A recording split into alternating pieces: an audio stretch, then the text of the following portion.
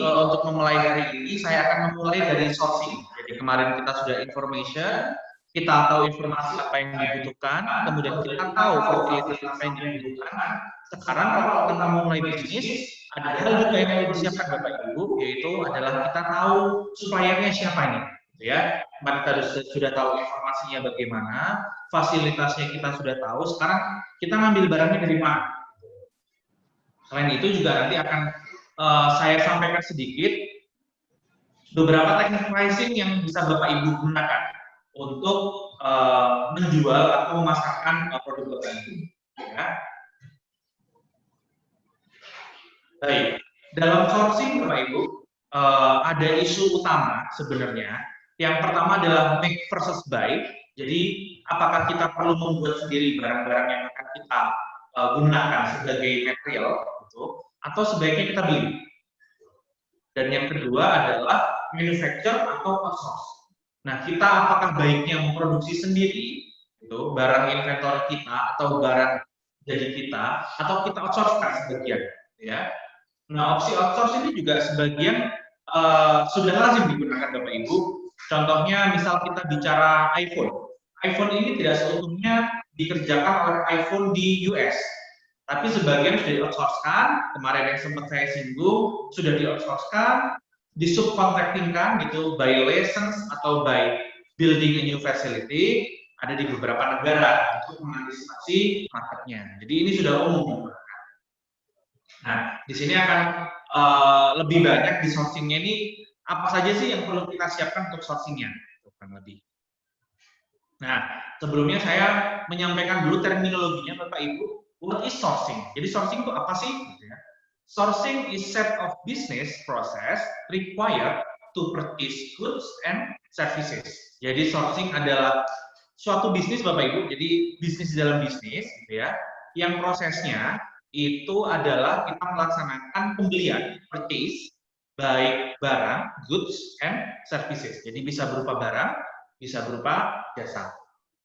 Nah, proses di dalam sourcing itu apa saja gitu ya prosesnya. Pertama adalah supplier scoring and assessment. Ini penting Bapak Ibu, kita harus bisa mengakses supplier-supplier kita, apakah mereka bisa mengikuti pola bisnis kita atau tidak. Gitu ya. Berikutnya adalah supplier selection and contract negotiation. Nah, ini juga penting, setelah kita akses, kita harus bisa milih mana yang kita bisa anggap sebagai supplier utama, mana yang bisa kita anggap sebagai supplier pendukung, ya. Dan berikutnya kontraknya bagaimana. Ya. Di sini saya akan menyinggung sedikit kontrak nanti. Berikutnya adalah design collaboration, ya. Jadi karena kita kemarin mengingat bahwa supply chain adalah kumpulan dari supplier, maka baiknya kita pun juga bisa kolaborasi dengan supplier kita, ya. Karena kita pun sebenarnya bertindak sebagai supplier. Berikutnya adalah procurement. Dan selanjutnya adalah sourcing, planning, and analysis. Nah, di sini ada pertanyaan, what is the difference between procurement and sourcing? Ya, apa sih sebenarnya bedanya procurement dan sourcing? Mungkin Bapak Ibu lebih sering mendengar istilah purchasing dan procurement ketimbang sourcingnya. Ya, nah nanti di sini kita akan mengetahui sebenarnya apa sih perbedaan antara procurement dan sourcing. Nah, berikutnya, kenapa sih Pak sourcing itu perlu dilakukan dalam bisnis? Benefitnya apa? Untungnya apa? Ya. Nah, di sini salah satunya adalah better economies of scale can be achieved if orders are aggregated. Dalam sourcing Bapak Ibu, ini sudah lazim kita mengetahui kalau seandainya kita membeli lebih banyak, ya, kita membeli lebih banyak barang ke supplier, biasanya kita akan diberi harga diskon. Ya. Contoh kita membeli kain, katakan 1000 meter, pasti harganya biasanya akan lebih murah ketimbang kita hanya beli 100 meter. Nah ini kenapa? Ini karena adanya istilah economies of scale, ya Bapak Ibu ya. Jadi untuk barang yang lebih banyak belinya, kita biasanya dikasih harga yang lebih murah. Better economies of scale. Berikutnya adalah design collaboration can result in products that are easier to manufacture and distribute, resulting in lower profit. Jadi kalau kita berkolaborasi, biasanya supply cost kita bisa lebih rendah. Caranya bagaimana? Salah satu caranya seperti yang saya sampaikan information kemarin. Kalau kita melakukan forecast, Kan baiknya juga kita ada ini. forecast bersama-sama. Datanya satu, gitu ya Bapak Ibu ya. Berikutnya adalah good procurement processes can facilitate coordination with suppliers. Saya skip saja. Kemudian appropriate supplier contracts can allow for the sharing of risk. Nah, ini juga penting Bapak Ibu. Jadi kalau kita bekerja sama, sebaiknya resiko supply chain ini tidak kita tanggung sendirian, tapi kita sharing bersama supplier. Jadi kalau misal terjadi kondisi-kondisi force majeure seperti sekarang, ini sudah tertuang dalam kontrak. Bagaimana kalau terjadi force majeure? Apakah bisa kita tanggung bersama? Berikutnya adalah firms can achieve a lower purchase by increasing competition through the use of auction. Nah, ini ada istilah auction Bapak Ibu. Kalau bahasa Indonesia itu adalah apa ya auctionnya? Bidding, lelang. Bahasa Indonesia lelang. Nah, ini biasanya kita bisa mencapai harga yang paling rendah kalau kita melakukan lelang. Nah, nanti juga saya akan sedikit menyentuh terkait lelang di sini. Nah, berikutnya supplier scoring and assessment yang tadi saya sebutkan di halaman kedua, yaitu supplier scoring and assessment. Sebenarnya ngapain gitu ya? Supplier scoring itu ngapain? Nah, di sini urgensinya Bapak Ibu adalah supplier performance should be compared on the basis of the supplier's impact on total cost. Jadi kita harus membandingkan nih antara beberapa suppliers gitu ya, supaya muaranya adalah kembali lagi ke uang Bapak Ibu, supaya kita bisa mendapatkan total cost yang paling efisien, total cost yang paling rendah. Bukan untuk kita sendiri, sebaiknya juga untuk si suppliernya. There are several other factors besides purchase price that influence total cost. Contohnya, late or partial delivery, poor quality, supplier flexibility. Jadi, hal-hal yang di-compare apa saja biasanya, selain harga ini sudah pasti ya Bapak Ibu ya, pastikan kita mencari harga yang termurah. Tapi selain harga, sebaiknya Bapak Ibu juga mempertimbangkan beberapa hal. Contohnya adalah late or partial delivery. Delivery-nya gimana performansinya? Apakah oke-oke aja, bisa ngejar apa yang kita minta, kemudian kualitasnya bagaimana, jangan sampai kita sudah beli barang 1000 unit, yang cacat adalah 100 unit, Bapak Ibu. Akhirnya kita dirugikan. Kemudian supplier flexibility. Nah, ini juga penting fleksibilitas sekarang Bapak Ibu, karena dengan kondisi yang pasar yang semakin tidak bisa kita tebak gitu ya, kadang-kadang kita harus berbeda dari yang kita request-kan.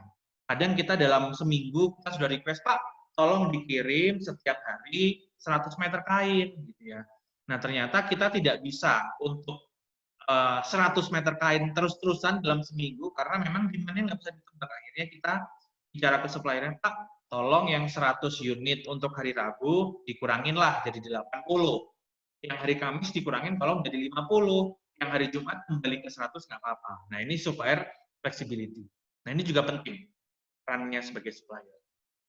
Berikutnya adalah supplier selection has become a much more important decision because a company's success may well be determined by the company's partner in the supply chain. Nah, ini juga penting Bapak Ibu, isu terkini dalam supply chain adalah kesuksesan suatu bisnis itu ditunjang oleh supplier. Jadi kalau Bapak Ibu sekarang Bapak Ibu dosen gitu ya, atau rekan-rekan mahasiswa yang sekarang sering mencari jurnal ilmiah, sekarang sedang marak riset mengenai key supplier dalam supply chain. Gitu. Jadi supplier sekarang memang memegang kunci dalam supply chain, kaitannya karena dia memang dalam stream menentukan untuk produk akhir dari material yang disuplai oleh supplier. Nah, kemudian ada nggak sih Pak tools-nya yang biasa digunakan? Ada Bapak Ibu. Tools yang biasa kita gunakan dalam assess supplier itu biasanya kita menggunakan AHP atau Analytical Hierarchical Process. Apakah ini cara satu-satunya? Tidak Bapak Ibu. Cuma ini adalah salah satu metode yang mudah dan yang biasa kita gunakan. Dan AHP ini juga merupakan basic algoritma. Kalau Bapak Ibu, biasanya Bapak Ibu dosen yang biasa melakukan dalam kaitannya research market, itu biasa menggunakan namanya expert choice. Nah, expert choice itu menggunakan algoritma dasar HP. Nah, sebelum Bapak Ibu nanti menggunakan expert choice, ada baiknya Bapak Ibu mengerti algoritma bekerjanya seperti apa sih, gitu ya. Nah, algoritma bekerja AHP ada beberapa tahap, Bapak Ibu. Yang pertama adalah KPI weighting. Jadi kita memberikan bobot terhadap KPI atau kriteria yang kita tentukan untuk supplier-supplier kita. Di contoh ini, saya menyampaikan ada 5 kriteria.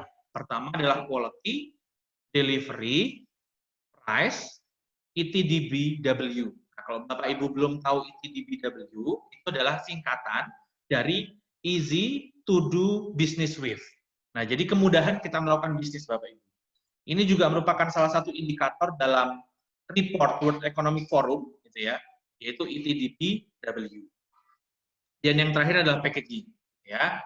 Kriteria ini bisa Bapak Ibu ganti, bisa Bapak Ibu ganti. Ini hanya adalah contoh saja dari saya, gitu ya. Nah, berikutnya kita beri bobot masing-masing supplier menurut persepsi kita sendiri, ya. Menurut persepsi kita sendiri, gimana sih performanya supplier itu kalau kita bandingkan per kriteria seperti ini. Tetap diingat, angka-angka supplier ini muaranya harus berjumlah 1 ya Bapak Ibu ya. Contoh di quality, supplier 1 untuk quality oke, mereka bobotnya 0,4. Supplier 2 juga 0,4, supplier 3 karena yang 2 pertama sudah 0,4 sehingga supplier ketiga adalah 0,2.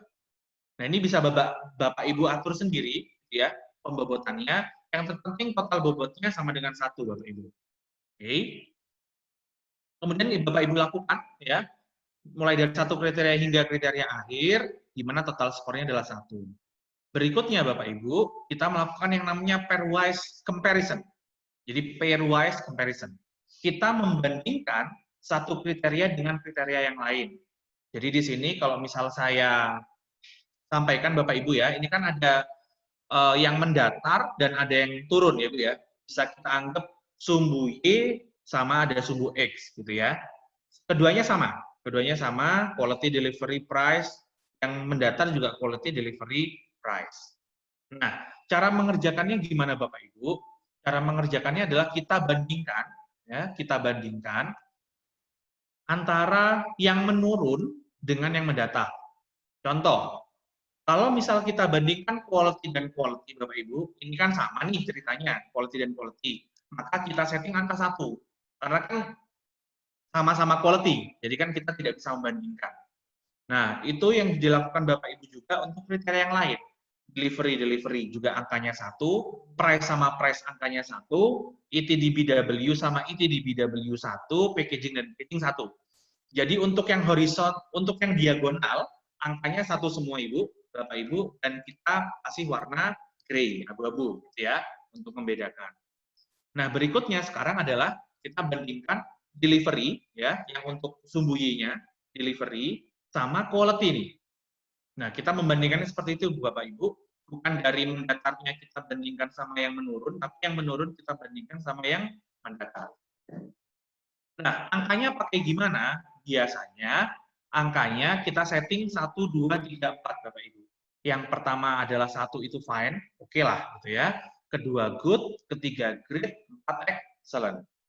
Jadi kita judgement di antara kriteria-kriteria ini, mana yang kita rasa itu adalah kriteria kunci Bapak Ibu. Mana yang kriteria kunci yang kita inginkan supplier itu untuk bisa achieve.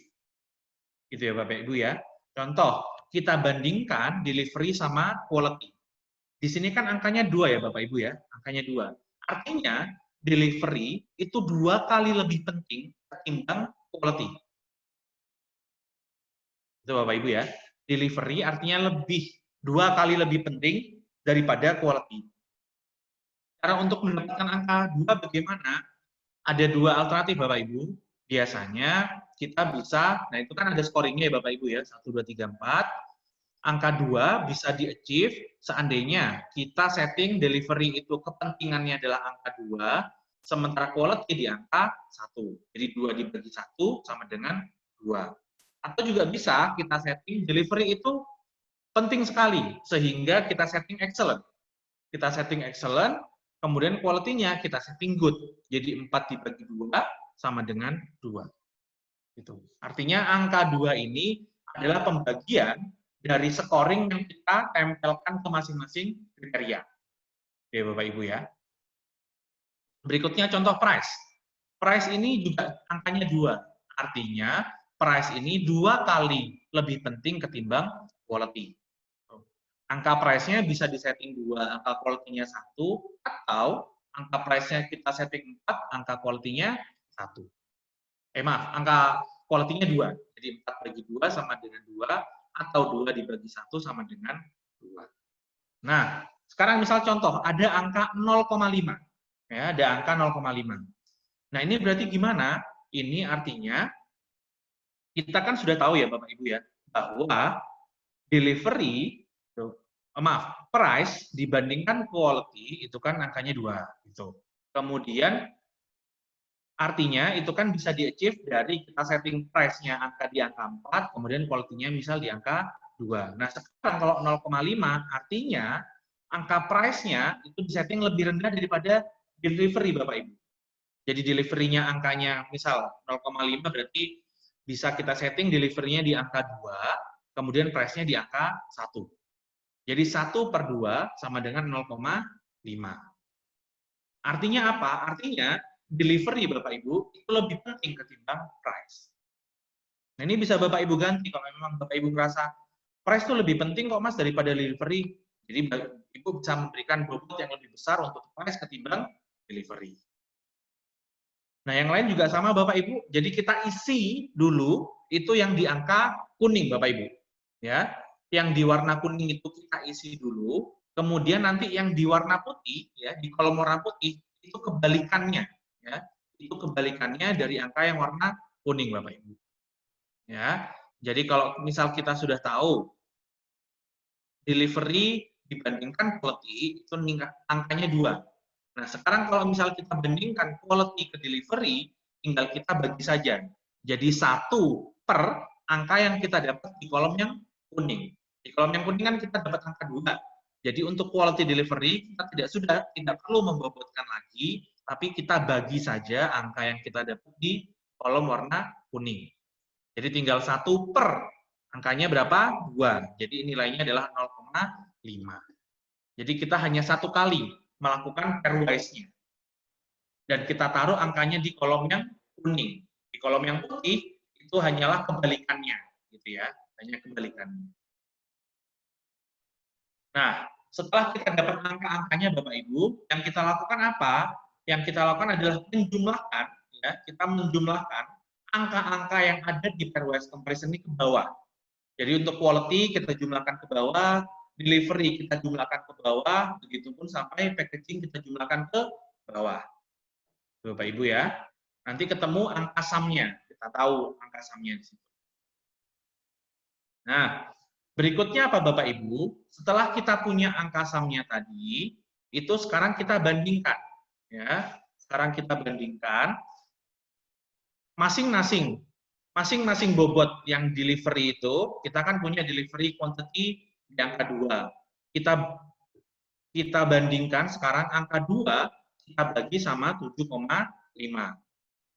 Nah, nanti kita dapat di angka 0,267 gitu ya. Jadi angka-angka yang kita punya di masing-masing row, jadi quality, delivery, price, ini kita bagi dengan angka sum yang kita dapat Bapak Ibu. Ya. Jadi nanti kita dapat angkanya seperti berikut. Di mana kalau kita jumlahkan lagi, itu nanti hasilnya adalah sama dengan 1.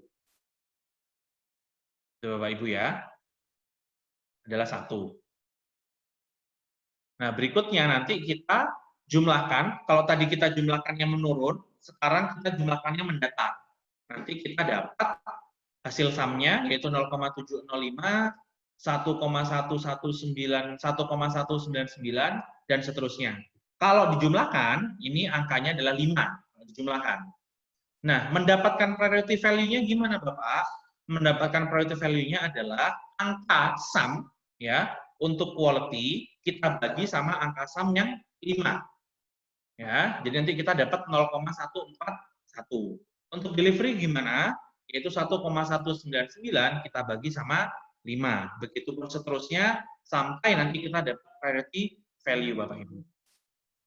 Nah, mendapatkan priority value ini adalah tahap apa? Tahap yang dilakukan adalah tahap standardized matrix. Jadi kita sudah melewati 3 tahap ya Bapak Ibu ya. pertama adalah KPI weighting atau KPI weighted untuk membobotkan masing-masing kriteria. Yang kedua adalah pairwise comparison, dan yang ketiga adalah standardized matrix. Ya, jadi kita mencari priority value, gitu ya, priority value-nya. Nah, langkah yang keempat, Bapak Ibu, langkah akhirnya adalah sekarang kita masuk assessment stage. Nah, ini kan stage-nya adalah supplier scoring dan assessment. Nah, sekarang kita assessment nih. Berdasarkan priority value yang kita dapat dari standardized matrix, kita kalikan lagi, Ibu, dengan bobot yang kita dapat di tabel bobot awal. Nah, ini ada supplier 1, ada supplier 2, ada supplier 3. Bobot yang kita sudah tentukan di awal, kita kalikan sama priority value, Bapak Ibu. Kita kalikan masing-masing kriterianya dengan priority value-nya, kemudian kita jumlahkan angkanya. Nah, sehingga di sini kita dapat angka skornya. Ya, kita dapat angka skornya. Ada 0,416, 0,389, dan 0,195. Yang kita ambil kemudian, kan berikutnya kita melakukan supplier selection. Nah, setelah kita assess, kita selection. Yang perlu kita ambil adalah supplier yang memiliki skor paling tinggi. Nah, di sini skor yang paling tinggi itu dimiliki oleh supplier 1. Maka kita bisa anggap supplier 1 adalah supplier utama kita, Bapak Ibu. Ya. Sementara supplier kedua bisa kita anggap sebagai supplier sekunder, supplier supporting. Jadi kalau seandainya supplier 1 nggak bisa memenuhi kebutuhan kita, maka kita bisa meminta ke supplier kedua. Ya, Bapak Ibu, kurang lebih ya, untuk melakukan supplier scoring dan assessment. Nah, nanti bisa Bapak Ibu coba hitung-hitung lagi gitu ya angkanya ya. Bisa hitung-hitung lagi kalau Bapak Ibu mau mencoba menggunakan AHP. AHP ini juga salah satu metode yang masih banyak digunakan untuk sebagai metode kalau teman-teman mahasiswa tugas akhir atau skripsi gitu ya. Cuma tetap dengan ada pengembangan di sana sini. Cuma ini salah satu metode yang masih lazim digunakan. Nah, sekarang supplier assessment faktor apa saja? Nah, kalau tadi kan kita setting supplier assessment itu ada quality, delivery, price, gitu Bapak Ibu ya. Tapi apakah hanya ini Bapak? Jawabannya tidak. Apa saja yang lain? Ada berbagai macam Bapak Ibu. Ada replenishment lead time, kemudian ada on-time performance, ada inbound transportation cost, gitu ya. Ada exchange rate, ada supply viability. Viability itu keberlangsungan, Bapak Ibu. Jadi keberlangsungan supply-nya. Jadi kita harus mencari supplier yang kalau bisa dia sustain juga bisnisnya. Jangan cuma katakan setahun dia menyuplai cabai gitu ya, di tahun kedua dia berganti menjadi supplier bawah. Nah, ini viability-nya rendah gitu ya. Nah, kita harus mencari supplier yang spesifik. Kalau memang supplier cabai, ya cabai seterusnya. Jangan suppliernya tahun pertama cabai, dilihat tahun kedua cabai tidak profit gitu ya, berikutnya dia ganti, jadi mensuplai bawah. Gitu ya. Nah, ini kita perlu melihat viability dari si supplier itu. Nah, berikutnya Bapak Ibu, tadi kita sudah assessment, sekarang kita waktunya supplier selection. Tadi disampaikan di awal Bapak Ibu, bahwa salah satu cara untuk kita mendapatkan harga yang paling murah gitu ya, cara yang kita dapatkan untuk paling murah, biasanya kita melakukan lelang atau auction. Nah, supplier selection can be performed through competitive bids, reverse auction, and direct negotiation. Nah, competitive bids itu apa saja Bapak Ibu di auction? Nah, competitive bid itu ada beberapa. Ada beberapa. Contohnya apa? Ini ada sealed bid first price auction. Ada English auction. Nah, English auction itu seperti lelang yang kita temui pada umumnya, Bapak Ibu. Kalau English auction itu adalah harga yang paling mahal, selama durasi yang ditentukan itu adalah harga yang kita ambil. Jadi ini harganya yang paling tinggi. Contoh kita misal lelang pisang gitu ya. Biasanya kan yuk kita mulai lelangnya dari angka 100.000, maka mereka ngebid misal tiap kenaikan 25.000 sampai misal disetting durasinya 15 menit gitu ya. Harga tertinggi di menit ke-15 itu adalah harga yang harus kita bayar untuk barang tersebut. Itu disebut English auction, Bapak Ibu. Nah, kalau Dutch auction itu juga mirip seperti English auction, cuma barang yang dijual itu bukan barang single by single. Kalau misalnya English auction itu kan sering kali digunakan untuk lukisan, kemudian barang-barang mewah, dan yang unitnya satu. Tapi kalau Dutch auction, Bapak Ibu, itu unitnya ada beberapa. Unitnya ada beberapa, jadi tidak unit single. Jadi biasanya bisa dalam 1 kilo atau 10 unit, gitu ya, Bapak Ibu ya, untuk Dutch auction. Kalau second price, Bapak Ibu, second price ini biasanya digunakan kalau tadi English auction itu adalah harga yang paling tinggi, kalau second price biasanya adalah harga kedua, ya, harga kedua yang tertinggi atau harga kedua yang terendah yang akan diambil sebagai harga barang. Nah, kalau sekarang pertanyaannya adalah, berarti kan ini kan harga yang tinggi-tinggi, Bapak. Auction apa yang kita gunakan untuk memilih harga terendah? Itu biasanya kita menggunakan namanya reverse auction. Reverse auction ini adalah metode yang sering kali digunakan untuk lelang-lelang proyek-proyek pemerintahan, Bapak Ibu.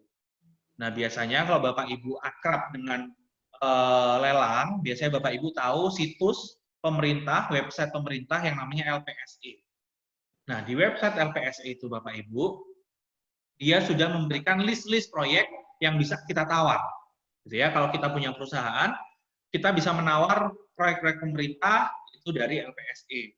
Proyeknya macam-macam Bapak Ibu, ada proyek konstruksi, ada proyek pengadaan seragam gitu Bapak Ibu ya. Kita bisa ngebid dari situ. Di LPSE, metode yang digunakan itu tidak menggunakan English atau Dutch Bapak Ibu, tapi yang digunakan adalah reverse auction. Artinya apa? Artinya adalah harga yang paling rendah yang kita submit itu adalah harga yang nanti akan dipertimbangkan oleh si pemilik proyek. Contoh misal Bapak Ibu, saya punya perusahaan, kemudian Bapak Ibu juga punya perusahaan, kemudian rekan saya punya perusahaan. Perusahaan saya ngebid atau menaruh angka lelang itu di angka 100 juta misalkan Bapak Ibu. Kemudian perusahaan Bapak Ibu memberikan penawaran di angka 90. Kemudian Bapak Ibu yang ada di sini, perusahaannya naruh angka di angka 105 misalkan. Berikutnya yang lain, itu angkanya di angka 105 Bapak Ibu. Ada yang di angka 110, di angka 120 gitu. Nah, kalau dalam reverse auction, biasanya penawar dengan 3 harga terendah nanti akan diundang.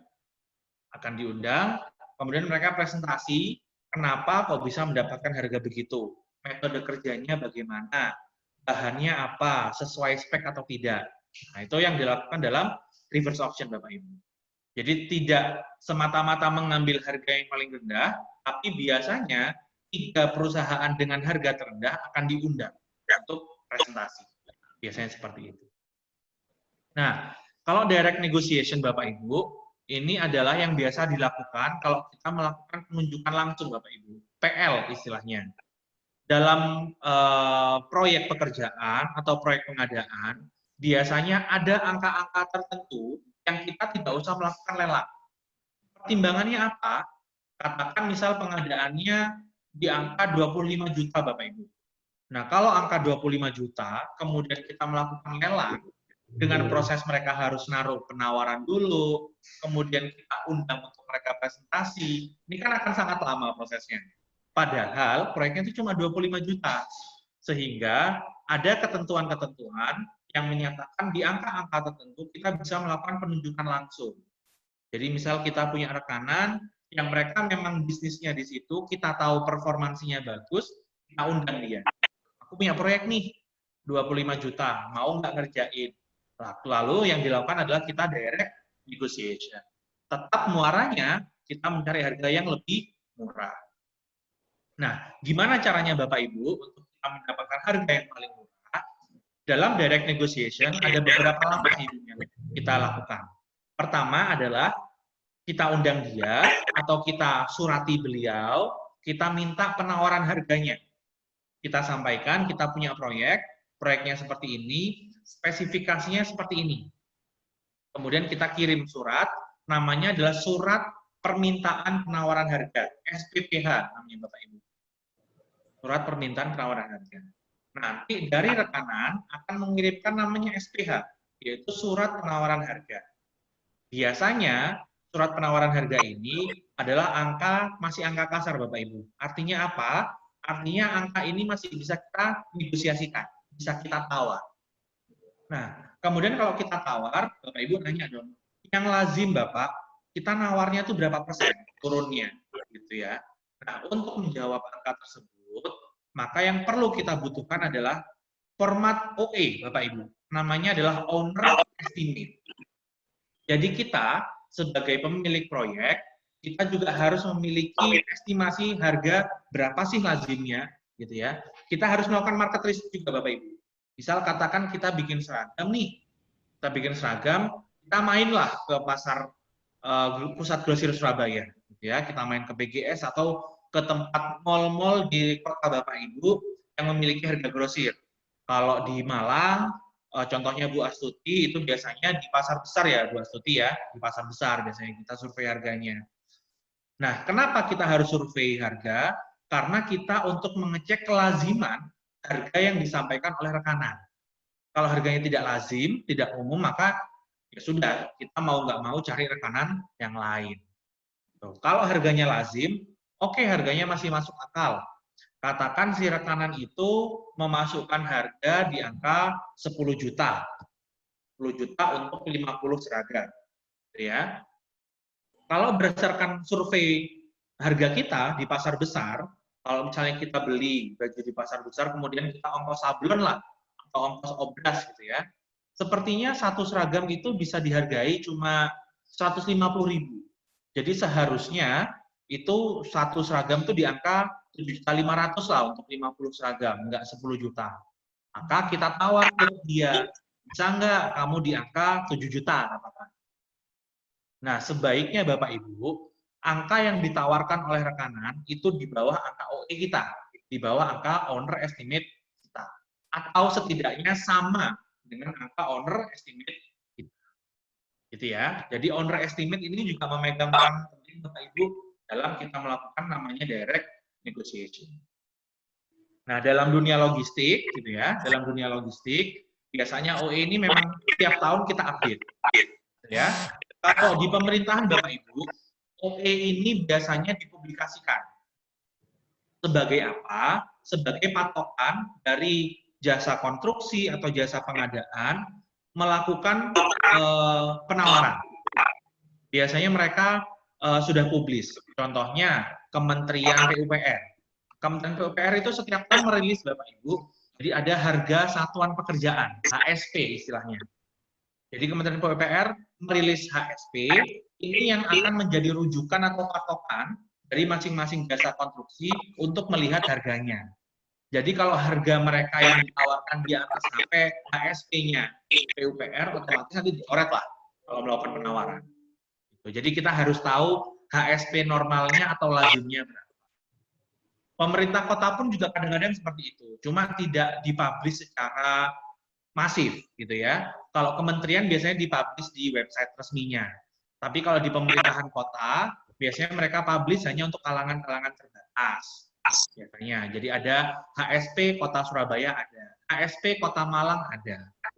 Jadi, nah, angka-angka ini yang berikutnya akan dijadikan patokan untuk masing-masing jasa konstruksi untuk menawar di website LPSE tadi Bapak Ibu. Ini adalah OE dan HSP. Nah, berikutnya Bapak Ibu. Kontrak bagaimana? Ini ya, tadi kita sudah bicara negosiasi, sekarang kontraknya gimana? Nah, kontrak untuk supply chain itu ada beberapa klausal Ibu. Nah, ini biasanya kalau kontrak ini sudah ranahnya rekan-rekan yang bekerja di bidang hukum Bapak Ibu, karena sudah di situ menyangkut legalitas. Nah, cuma biasanya kalau dalam supply chain, yang kita sampaikan ke rekan-rekan legal ada beberapa hal Bapak Ibu. Di sini saya sampaikan ada 4. Pertama adalah untuk menjaga supply chain performance. Kedua adalah untuk mengkoordinasikan supply chain cost. Ya. Kemudian adalah agent effort sama performance improvement. Bapak Ibu ya. Nah, coba kita bedah satu-satu. Kalau untuk supply chain performance, apa saja Bapak Ibu yang perlu kita sampaikan? Nah, yang perlu kita sampaikan adalah salah satu yang paling terkenal ini ya, yang paling terkenal adalah klausul buyback Bapak Ibu. Nah, klausul buyback ini dulu sempat heboh gitu ya. Saya ingat sekali waktu itu ada debat pemilu 2000, saya agak lupa, 2015 mungkin ya. 2015 kayaknya, kalau nggak 2015, 2019. Nah, itu sempat disinggung terkait ada satelit milik Indosat atau milik kita yang dibeli oleh pihak Singapura. Kemudian dari salah satu calon pada saat itu menyampaikan bahwa kita punya klausul buyback kontrak. Artinya kalau sewaktu-waktu kita butuh satelit itu lagi, kita bisa beli lagi dengan harga yang sudah ditentukan dituangkan dalam kontrak. Nah, ini namanya buyback. Jadi kalau kita misal memang butuh sekali melepas aset kita, gitu ya, melepas aset kita pada saat itu, kita tambahkan klausul buyback. Nah, ini aman bagi kita Bapak Ibu ketika sewaktu-waktu kita mau melakukan buyback. Hal ini juga dilakukan oleh Marvel Bapak Ibu. Nah, ini mungkin Bapak Ibu yang sedang berkuliah mungkin sangat akrab sekali dengan karakter-karakter Marvel seperti Spider-Man, gitu ya, Iron Man. Ada beberapa karakter yang memang dijual Marvel pada saat itu Bapak Ibu. Jadi Marvel pada saat itu kekurangan dana gitu ya. Kemudian mereka menjual beberapa karakternya. Salah satu yang dijual yang paling terkenal adalah Spider-Man Bapak Ibu. Kalau Bapak Ibu melihat di awal film Spider-Man, biasanya nih kalau kita nonton film Marvel kan awalnya pasti ada logo Marvel-nya. Contoh film apa ya? Captain America, Iron Man, itu kan pasti ada Marvel-nya. Tapi kalau Bapak Ibu melihat film-film Spider-Man zamannya Tobey Maguire gitu ya, itu screen awalnya bukan Marvel, tapi Sony. Karena Sony yang membeli hak patennya Spider-Man. Nah, sekarang Marvel posisinya sudah lumayan nih berduit Bapak Ibu, sehingga mereka mau mengambil ulang karakter-karakter yang sempat mereka jual. Nah, apesnya gitu ya, apesnya pada saat itu sepertinya Marvel lupa untuk menyertakan buyback kontrak. Sehingga yang Marvel sekarang hadapi adalah Sony meminta harga yang sangat tinggi untuk mengembalikan Spider-Man ke dalam Marvel Cinematic Universe. Nah, ini Bapak Ibu. Sehingga dalam kita negosiasi kontrak, kita perlu sekali untuk mempertimbangkan adanya klausul buyback.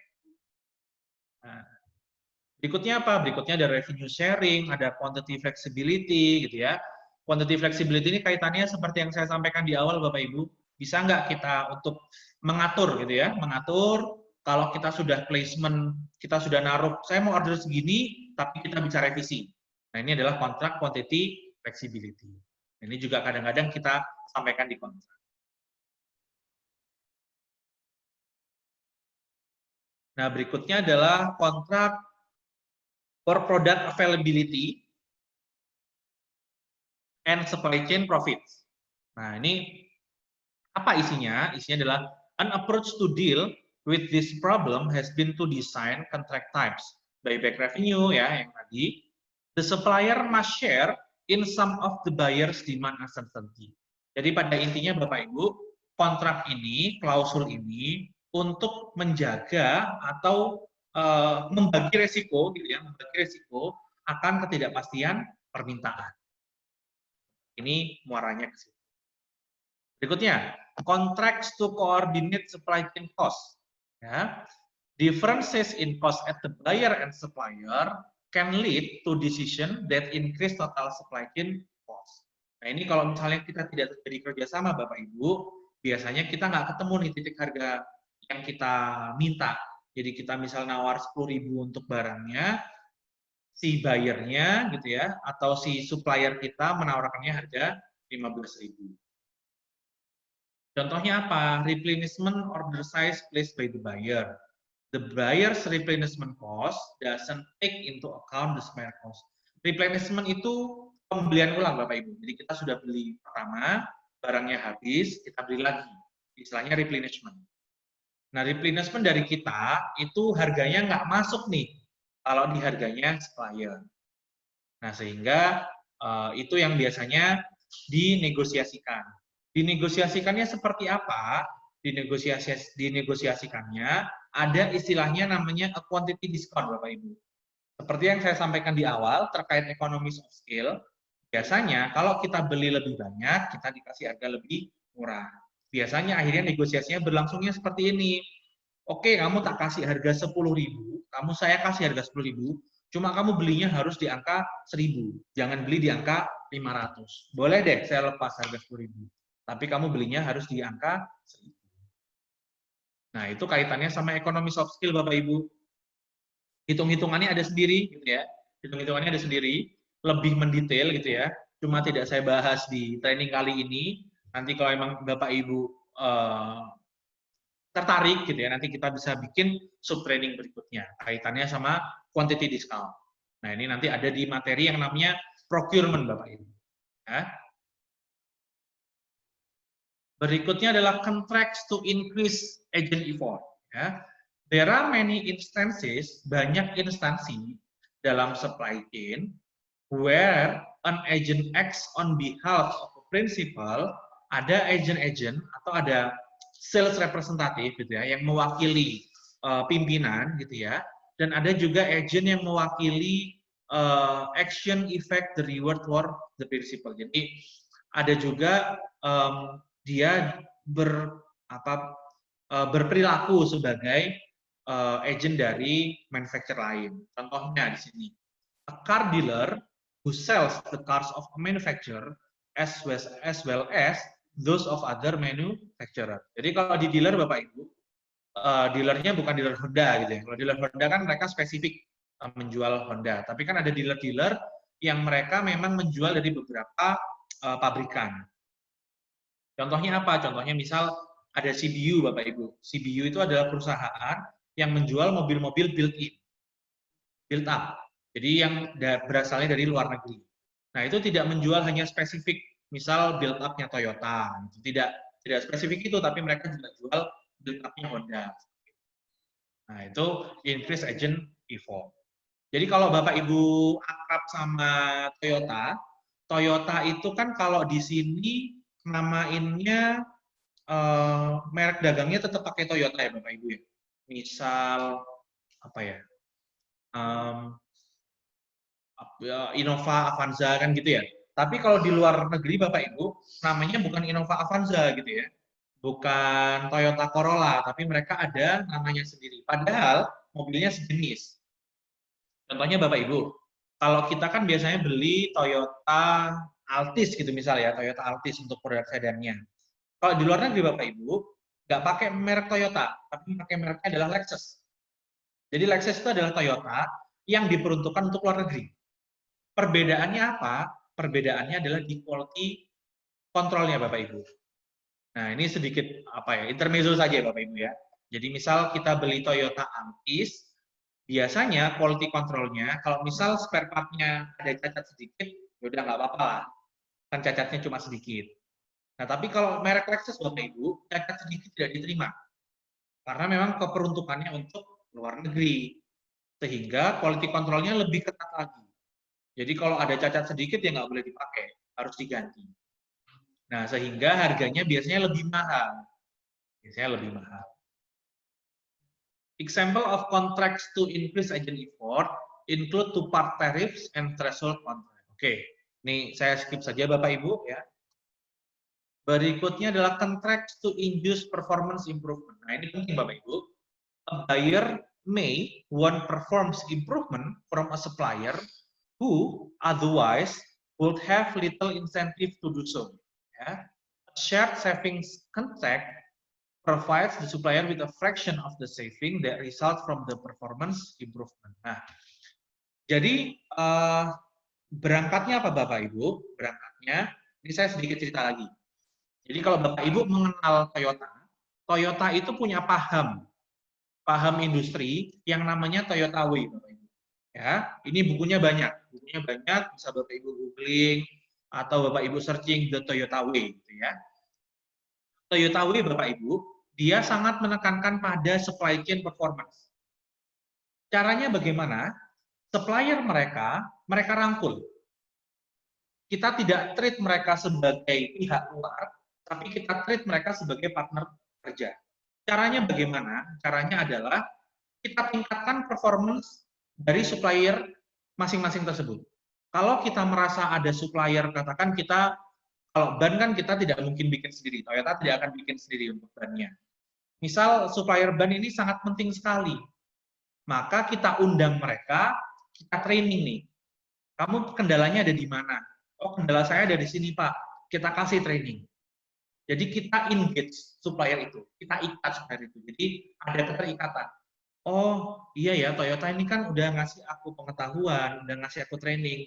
Yaudah aku berusaha yang terbaik lah untuk Toyota. Nah implikasinya apa? Toyota kan sudah keluar uang nih, misal untuk melakukan training, untuk membantu mereka improve supplier performance-nya. Kembalinya apa? Kembali ke Toyota. Kembalinya adalah kita mendapatkan supplier dengan performansi yang kita inginkan. Kalau misal kita mau menaikkan volume, kita mengganti volume permintaan, si supplier bisa. Karena kita sudah memberikan training-training yang tadi kita berikan. Muaranya apa? Muaranya ke supply chain cost, Bapak Ibu. Muaranya ke supply chain cost. Kalau performansinya bisa bagus, sesuai dengan yang kita harapkan, maka supply chain cost-nya kita bisa tekan se-efisien mungkin. Baik bagi kita dan juga bagi supplier. Itu ya Bapak Ibu ya. Nah, ini menjawab pertanyaan di awal tadi. Di awal tadi ada trivia question. Pertanyaannya adalah sebenarnya apa sih bedanya sourcing sama procurement? Bedanya kalau procurement Bapak Ibu, ini adalah the process in which the supplier sends product in response to order placed by the buyer. Kalau tadi sourcing itu adalah proses besarnya Bapak Ibu, dalam kita membeli barang atau jasa, kalau procurement adalah bagian kecilnya. Jadi procurement itu ada di bagian sourcing Bapak Ibu. Yang mana procurement itu adalah proses dari supplier mengirim produk ke kita. Apakah simple dalam proses procurement itu? Tidak simple Bapak Ibu. Ada beberapa dokumen-dokumen yang harus kita siapkan, ada beberapa taktik dan trik yang harus kita siapkan juga kaitannya procurement. Nanti ini jadi bahasan sendiri sebenarnya procurement, tapi saya singgung sedikit saja. Jadi goal-nya dari procurement itu adalah enable orders to be placed and delivered on schedule. Ya, jadi place itu artinya kita meminta ke supplier untuk mulai diproseskan, gitu ya. Kadang-kadang kan kita tidak bisa memesan produk yang kita sekarang pesan nanti malam diantar. Kan kadang-kadang nggak bisa gitu ya Bapak Ibu ya. Kadang-kadang ada material yang kita butuhkan itu sekarang kita pesan, dikirimnya baru 3 hari lagi. Karena misal antri, atau karena misal jumlah yang kita minta banyak gitu ya. Nah, urusan orang bagian procurement ini memastikan dari titik kita meminta pesanan sampai dalam delivery itu nggak boleh telat. Bagian pabrik ini nggak boleh teriak-teriak. Woi, kok belum datang ini materialnya? Kamu kapan mintanya? Nah, jangan sampai si bagian pabrik atau bagian produksi teriak-teriak seperti itu. Kalau terjadi kondisi seperti itu, Bapak Ibu, berarti bagian procurement-nya salah. Ada hal yang keliru. Bisa jadi pertama, kita telat naruh ordernya. Harusnya kita naruh ordernya seminggu yang lalu, kita naruh ordernya baru 3 hari yang lalu. Atau kita pesennya keliru. Harusnya kita pesennya di angka 169 unit, yang dipesan adalah 150 unit. Atau yang dipesan adalah 200 unit. Kalau pesennya kelebihan, biasanya yang teriak-teriak bukan orang produksi, tapi orang finance. Kok bengkak nih belinya gitu. Harusnya kan belinya cuma 169. Berarti ada kekeliruan yang dilakukan oleh pihak procurement-nya. Entah kita yang salah naruh jumlah, atau si supplier-nya yang kebanyakan ngasih barang. Nah, ini kita bahasnya di procurement proses, Bapak Ibu. Apa saja yang dibahas? Banyak, Ibu. Kita bahas ada namanya reorder point, kita bahas nanti yang namanya EOQ atau Economic Order Quantity, kita bahas nanti yang namanya EPQ, Economic Production Quantity. Nah, ini jadi satu bahasan sendiri, Bapak Ibu. Kaitannya procurement. Ini menarik ya, ini menarik. Kalau Bapak Ibu memang tertarik di dalam bidang procurement, nanti kita bisa adakan training di berikutnya. Two main categories of purchase good. Jadi barang yang kita beli Bapak Ibu Ini kita bicara barang ya, barang yang kita beli itu biasanya dibagi dalam dua jenis. Direct materials atau indirect materials. Ya, direct materials atau indirect materials. Direct materials apa? Kalau direct materials adalah komponen used to make finished good. Jadi komponen yang akan digunakan untuk membuat barang akhir kita, gitu, finished good, produk akhir. Kalau kemarin kita bicara manufacturing metodologi Bapak Ibu ya, kita kan ingat ada make to stock, ada make to order, ada assemble to order. Nah, kalau kita bicara finished good, maka kita bicaranya produk akhir, bukan produk modular. Kemarin kan kita bagi Bapak Ibu ya, ada produk akhir, ada produk modular. Yang saya contohkan kemarin bisnis laptop Dion. Jadi produk modularnya apa? Produk modularnya adalah layar, hard disk, kemudian VGA gitu ya. Nah, itu adalah produk modular. Kalau produk akhirnya adalah laptop. Nah, direct materials-nya adalah komponen-komponen yang kita gunakan untuk menyusun finished good. Itu kita kategorikannya sebagai direct material Bapak Ibu. Nah, contoh lain, misal kemarin saya menyinggung pabrik beton Bapak Ibu ya. Kalau pabrik beton, supaya kita membuat beton, maka direct materialnya apa? Direct materialnya adalah semen, pasir, sama koral atau batu kerikil Bapak Ibu. Itu direct materialnya. Indirect materialnya apa? Indirect materialnya banyak Bapak Ibu. Ada solar, gitu ya. Dibutuhkan apa? Dibutuhkan buat nganterin beton yang kita punya ke tempatnya orang. Solar. Kemudian yang lain apa? Kelistrikan. Masuk indirect materials. Karena kalau nggak ada listrik nggak bisa memproses barang-barang tadi. Contoh yang lain adalah obat beton, Bapak Ibu. Kalau kita mau membuat beton, perlu kita kasih obat beton supaya dia cepat set, supaya dia kekuatannya tercapai dalam waktu singkat. Nah, itu adalah indirect materials. Nah, gitu ya Bapak Ibu ya. Moga-moga bisa membedakan. Ya. Nah, procurement process. Focus for direct materials should be on improving coordination and visibility with supplier. Jadi fokusnya, kalau dalam procurement process Bapak Ibu, kalau kita fokusnya ke direct materials, kita harus berusaha mengimprove coordination. Ya, jadi kita harus kayak Toyota tadi, kita engage suppliernya. Ya, kita treat mereka sebagai teman, ya, bukan sebagai pihak luar. Ya, kita improving coordination. Nah, kalau kaitannya sama indirect materials Bapak Ibu, kita harus berusaha untuk decreasing transaction cost. Jadi kita berusaha untuk menekan harganya seminimal mungkin. Contoh, saat saya bekerja di pabrik beton Bapak Ibu, yang menyuplai obat beton itu dari berbagai macam pihak Bapak Ibu. Ada yang namanya Sika. Sika itu produk dari Swiss.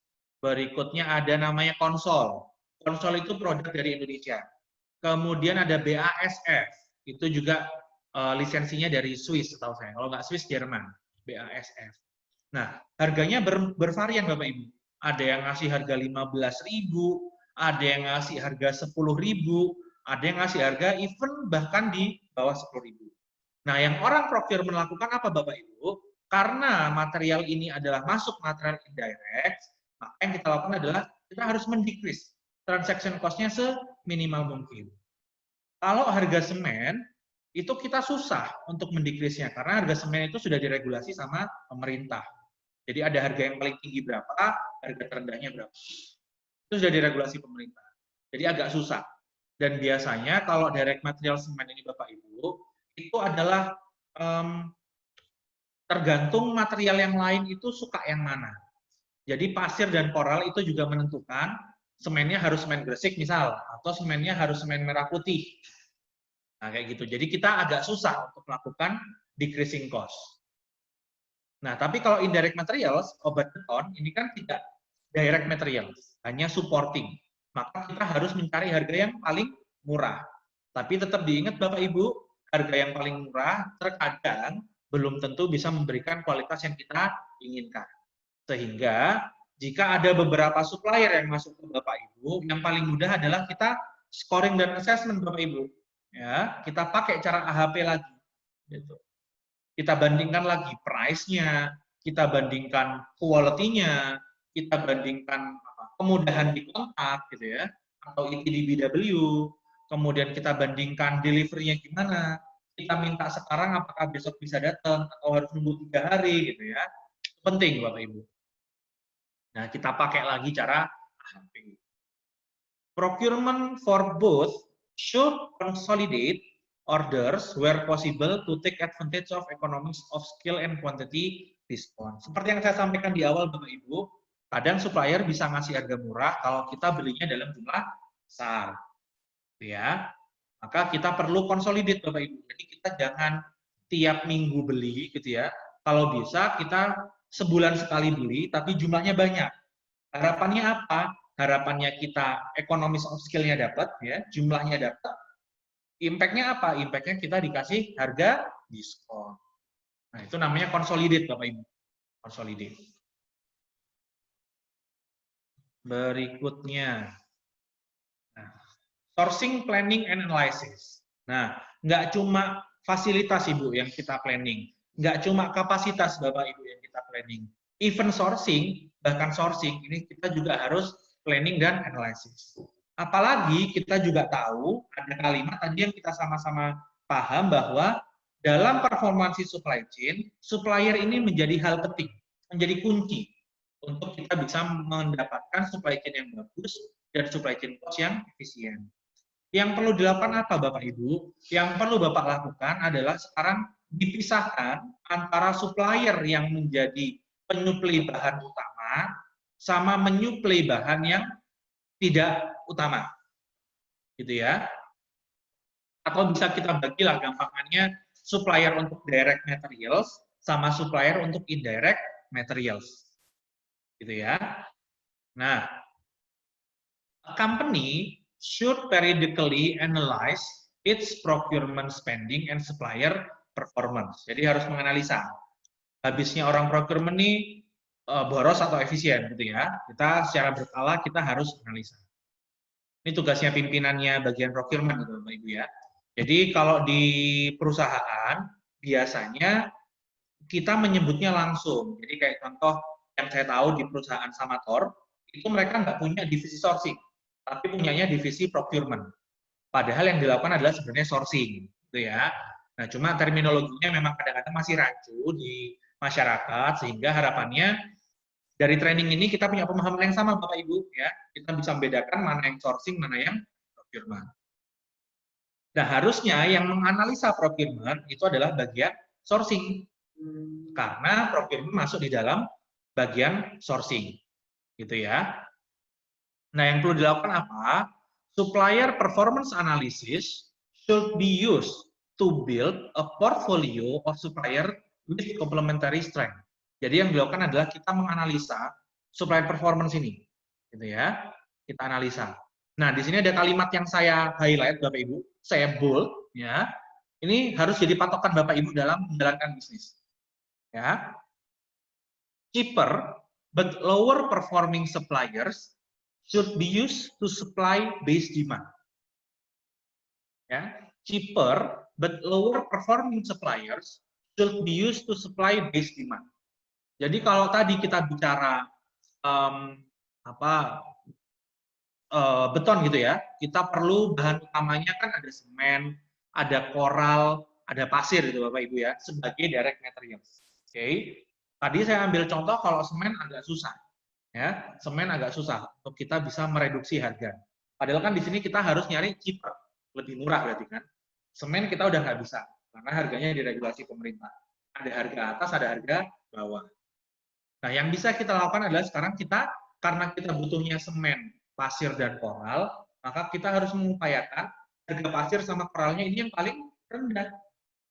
Kita cari yang cheaper. Ya, kita harus punya list supplier Bapak Ibu. List supplier, misal contoh pasir Bapak Ibu. Pasir yang terkenal ini ada yang paling bagus, itu terkenal dari daerahnya Pak Mehmet dan Pak Hendra. Ya, dari Lumajang.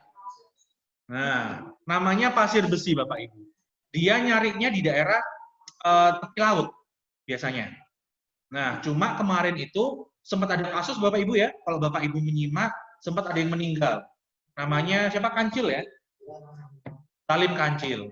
Dia menolak adanya penambangan pasir besar-besaran di tepi laut, di pesisir. Akhirnya meninggal. Akhirnya apa yang dilakukan oleh pemerintah Lumajang? Mereka men-stop. Nggak boleh sama sekali ada penambangan di tepi, tapi larinya sekarang ke lereng. Akibatnya apa Bapak Ibu? Akibatnya mutunya nggak terlalu bagus sekarang untuk Lumajang. Beda. Pasir besinya beda. Kalau dulu di pabrikan beton, kalau udah ambil pasir besi, itu 3 jam beton udah gampang set. Sekarang nggak bisa. Sekarang minimal 6 jam, jadi 2 kalinya gitu ya. Jadi kalau dulu katakan 3 jam set, kalau kita punya satu shift perusahaan 9 jam, artinya kan kita bisa 3 kali cetak gitu ya. Nah, kalau sekarang harus set 6 jam, sementara kita punya perusahaan operating hours-nya 9 jam, maka hanya 1,5 kali. Nah, jadi secara bisnis tuh terdampak sekali, Bapak Ibu. Nah, sehingga apa sekarang yang dilakukan oleh banyak pabrikan beton? Sekarang mereka akhirnya nyari secondary supplier. Cari yang murah pokoknya sekarang. Jadi Lumajang lereng tetap diambil, tapi sekarang dicampur Bapak Ibu dengan pasir-pasir yang sekitar. Misal ada pasir Blitar, ada pasir Mojokerto, akhirnya sekarang dicampur.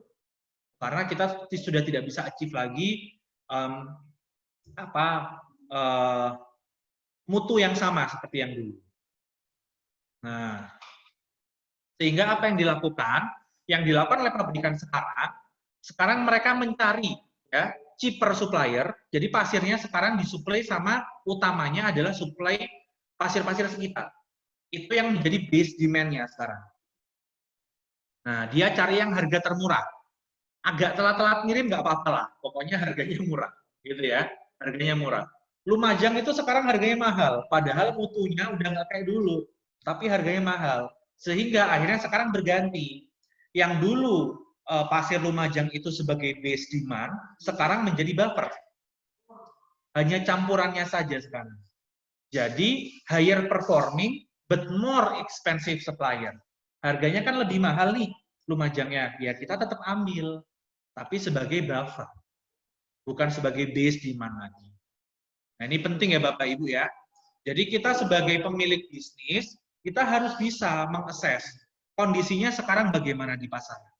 Kalau memang kita harus merubah skema pembelian dari yang sementara utama jadi sekunder, ya harus kita lakukan, mau tidak mau.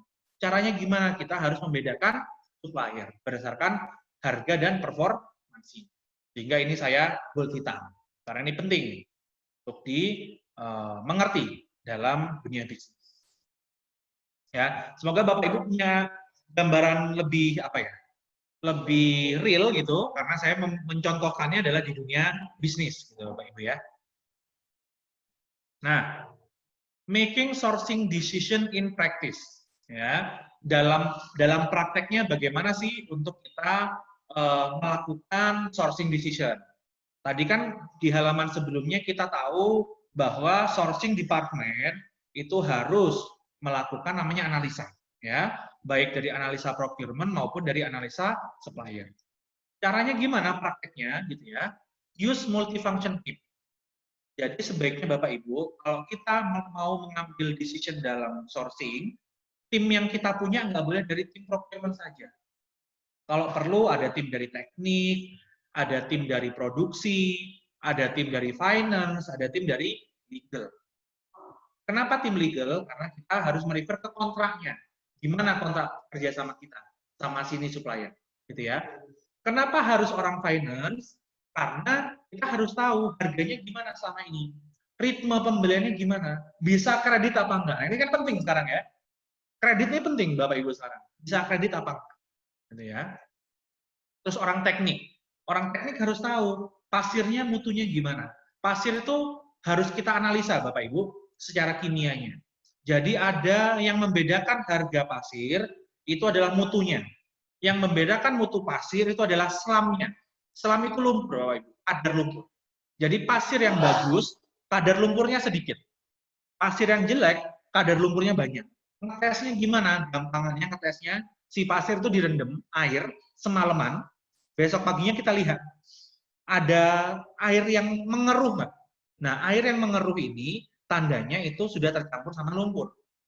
Tapi kalau besoknya kita lihat airnya masih jernih, berarti nggak ada lumpurnya. Lumpurnya atau lumpurnya kecil.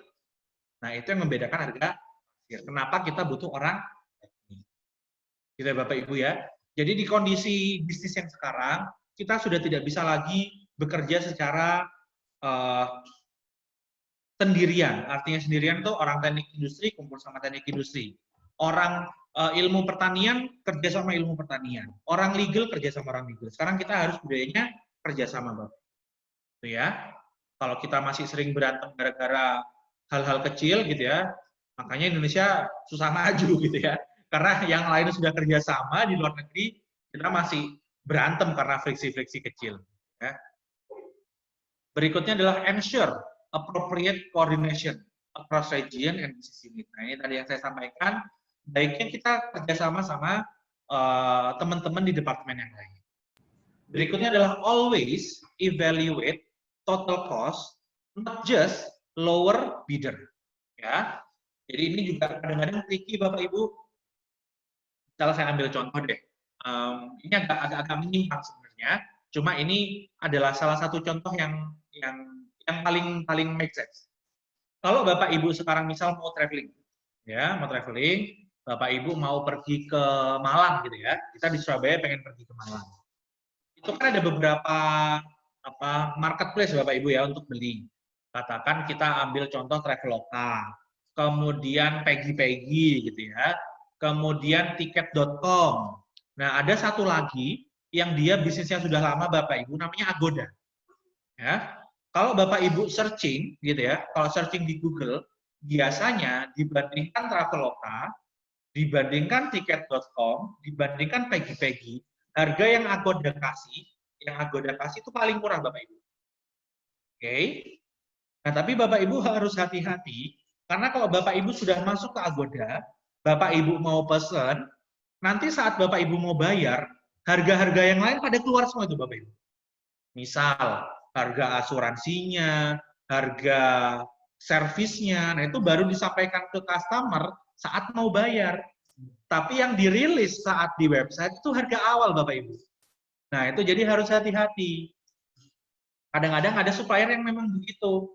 Dia tawarkan harganya di awal harganya murah, tapi setelah kita seriusin, maaf ya Bapak Ibu, harga kemarin itu belum termasuk harga A, belum termasuk harga B, belum termasuk harga C. Padahal kita sudah ditawari supplier sebelumnya, harganya sudah all in. Gitu ya. Nah, ini hati-hati. Ya, kita harus fokus ke total cost-nya, bukan di harga penawaran awal. Nah, ini harus hati-hati. Jadi saat kita membaca SPH Bapak Ibu, saat kita membaca surat penawaran harga, itu kita harus teliti apakah harga ini misal sudah termasuk ongkos kirim. Yang paling simpel itu, sudah termasuk ongkos kirim. Kadang-kadang harga murah di SPH karena belum menyertakan ongkos kirim. Yang kedua, harganya murah di SPH karena belum menyertakan PPN Bapak Ibu. Ini sering sekali. Ya, PPN-nya belum masuk. Jadi akhirnya harganya masih kita tambah 10% lagi. Nah, ini contoh simpelnya. Masih banyak, kadang-kadang banyak supplier yang memang istilahnya apa ya, menyembunyikan harga realnya mereka. Dalam tanda kutip menyembunyikan harga realnya mereka. Nah, dan yang ini yang tidak kalah penting, ya, build long-term relationship with key suppliers. Ya, ini yang seperti yang sudah saya contohkan tadi, yang Toyota lakukan, gitu ya, dalam Toyota Way, gitu. Mereka membuat relationship ya dengan key suppliers-nya. Kalau mereka rasa ban ini menjadi key suppliers mereka, maka mereka harus engage key suppliers-nya. Kalau mereka merasa rangkanya, pabrik rangkanya merupakan key suppliers-nya, maka mereka harus build relationship dengan pabrik rangka mobilnya. Ya, kita harus bisa identifikasi mana yang masuk key suppliers, mana yang masuk secondary suppliers. Caranya gimana? Caranya bisa kita lihat pakai yang tadi, cheaper but lower performance atau higher performance but expensive price. Kita bisa identifikasi di situ. Bisa juga kita identifikasi dengan menggunakan AHP. Ya. Yang paling banyak dilakukan untuk mencari supplier key-nya adalah menggunakan AHP. Apakah cuma dengan AHP, Bapak? Tidak, metodenya banyak, Bapak Ibu. Hanya yang saya contohkan di awal tadi adalah menggunakan AHP.